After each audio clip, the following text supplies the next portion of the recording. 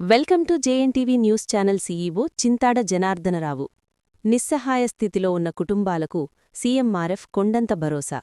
MLA Koona Ravikumar. పలు పేద కుటుంబాలకు ఇంటివద్దకు వెళ్లి సీఎంఆర్ఎఫ్ చెక్కులందించిన పొందూరు మాజీ ఎంపీపీ కూన ప్రమీళ.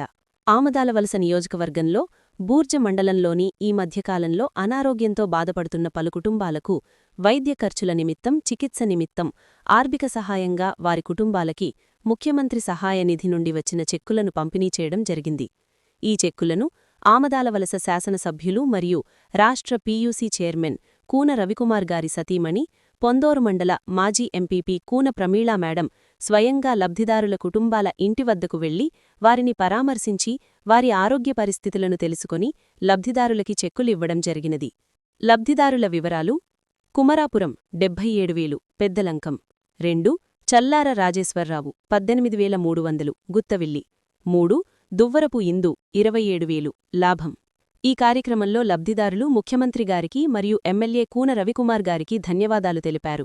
అర్హులైన ప్రతి కుటుంబానికి వైద్య ఖర్చుల నిమిత్తం ఆర్థిక సాయం అందించేందుకు ప్రభుత్వం కృషి చేస్తున్నదని సీఎం చంద్రబాబు నాయుడు కష్టాల్లో ఉన్న ప్రతి కుటుంబానికి పెద్ద కొడుకు వలె ఆదుకుంటున్నారని కూన ప్రమీళ గారు తెలిపారు. ఈ కార్యక్రమంలో ప్రజాప్రతినిధులు, కూటమి ముఖ్య నాయకులు, పార్టీ నాయకులు, కార్యకర్తలు మరియు గ్రామ ప్రజలు పాల్గొన్నారు. టీడీపీ కార్యాలయం, ఆమదాలవలస.